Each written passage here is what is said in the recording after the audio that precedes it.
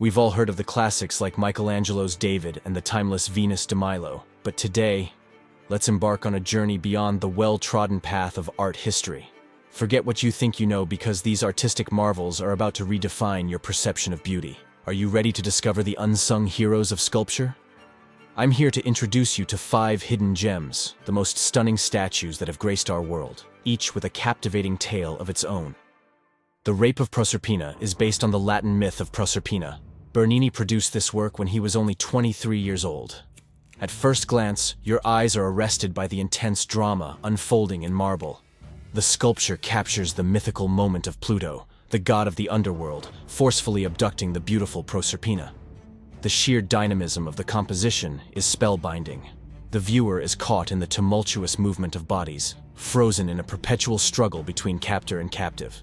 Take a closer look at Proserpina's flesh, seemingly yielding to the pressure of Pluto's fingers, and the intricate folds of her drapery caught in the throes of movement. The texture of Pluto's skin, the sinews in his muscled form, and the ethereal cascade of Proserpina's hair.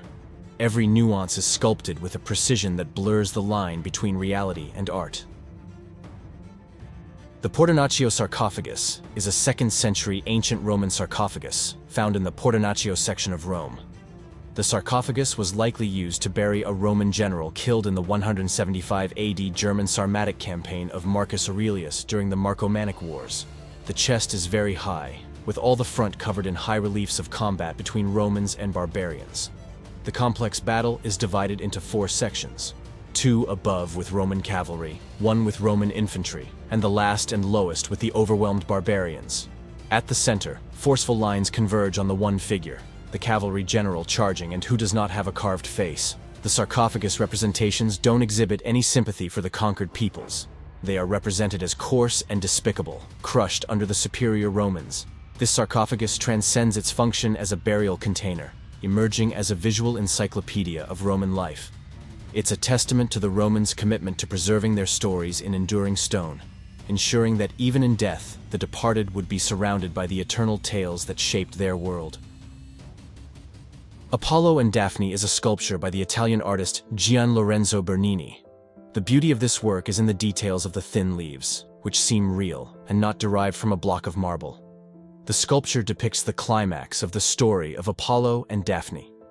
When Apollo, fated by Cupid's love-exciting arrow, sees Daphne, he is filled with wonder at her beauty and consumed by desire. But Daphne denies the love of men. As the nymph flees, he relentlessly chases her, boasting, pleading, and promising everything. When her strength is finally spent, she prays to her father Peneus, "Destroy the beauty that has injured me, or change the body that destroys my life." Before her prayer was ended, torpor seized on all her body, and a thin bark closed around her gentle bosom, and her hair became as moving leaves. Her arms were changed to waving branches, and her active feet as clinging roots were fastened to the ground. Her face was hidden with encircling leaves. Yet Apollo lost none of his passion for Daphne.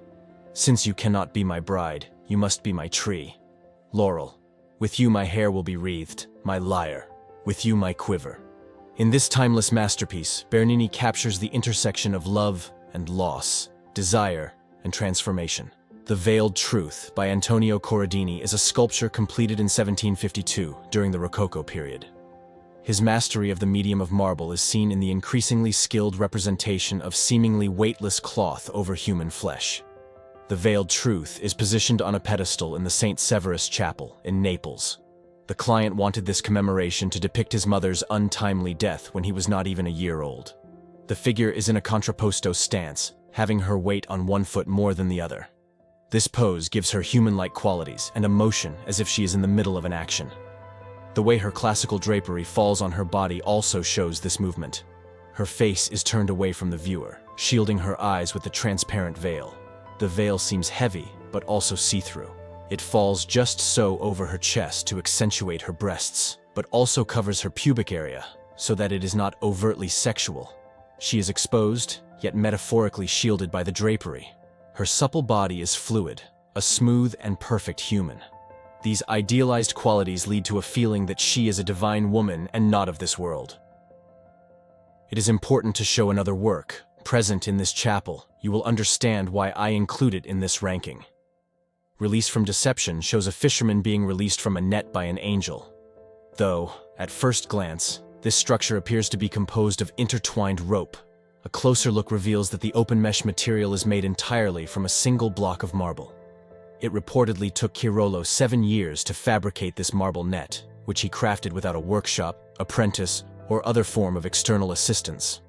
The San Severo Chapel Museum notes that this is because even the most specialized sculptors refused to touch the delicate net in case it broke into pieces in their hands. The net symbolizes sin.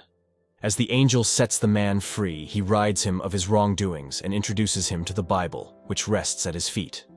In order to emphasize the idea of liberation, Quirolo adorned the open pages of the book with a Latin passage that reads, "I will break thy chain, the chain of the darkness, and long night of which thou art a slave, so that thou might not be condemned with this world."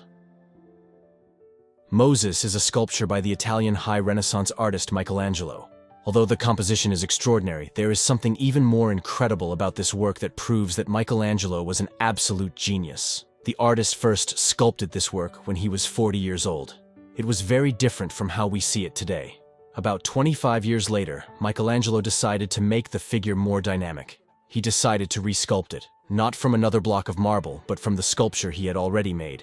Michelangelo would have turned the head of his Moses, obtaining the nose from his left cheek, accompanying it with a dynamic twist of the whole body.